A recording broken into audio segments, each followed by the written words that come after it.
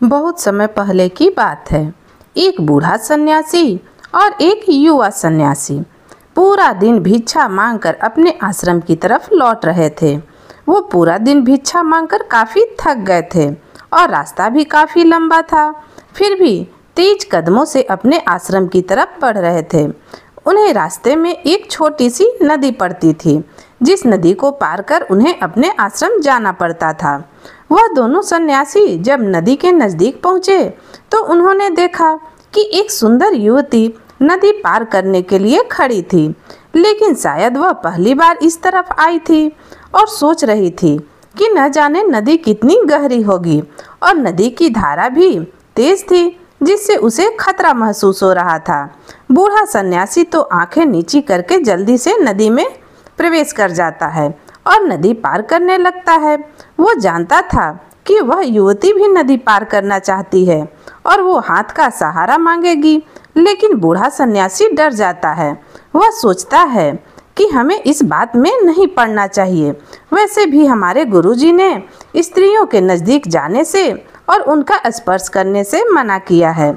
लेकिन जो युवा सन्यासी था, जो उसके पीछे चला आ रहा था, उसने युवती को वहां खड़ा देखा तो उसने युवती से पूछा कि क्या कारण है कि आप नदी पार नहीं कर रही हैं। अब तो सूरज भी ढलने वाला है और आप यहाँ अकेली रह जाएंगी। स्त्री ने कहा कि मुझे डर लग रहा है, मैंने कभी नदी पार नहीं किया और मुझे उस पार जाना है। तो युवा सन्यासी ने लड़की को अपनी पीठ पर बिठा लिया और वो नदी पार कराने लगा। इतने में बूढ़ा सन्यासी को, जो नदी पार कर चुका था, उसे याद आता है कि मेरे पीछे एक युवा सन्यासी भी आ रहा है, कहीं वह इस युवती के झंझट में न पड़ जाए। उसने पीछे मुड़कर देखा तो उसे अपने आंखों पर भरोसा नहीं हुआ। युवा सन्यासी स्त्री को अपनी पीठ पर बिठाए हुए नदी पार कर रहा था। अब बूढ़े सन्यासी को बहुत क्रोध आया। वह सन्यासी उस युवती को नदी पार करा दिया। इसके बाद दोनों सन्यासी अपने रास्ते पर आगे बढ़ने लगे। अब दोनों में कोई बात नहीं हो रही थी, दोनों चुपचाप चलते रहे। 2 मील चलने के बाद बूढ़े सन्यासी के बर्दाश्त के बाहर हो गया। उसने कहा कि तुमने ठीक नहीं किया, मुझे गुरुजी को जाकर बताना ही पड़ेगा कि तुमने नियम का पालन नहीं किया है। तुम उस सुंदर स्त्री को अपनी पीठ पर क्यों बैठाया?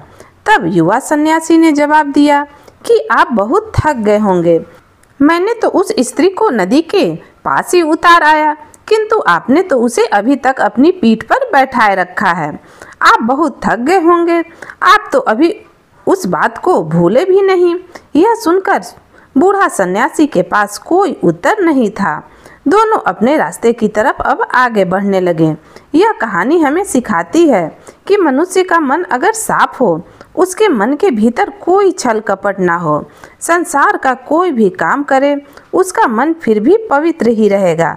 परंतु इससे उल्टा मन में अगर कपट हो तो सन्यासी बनकर भी मन पर बोझ बना रहेगा।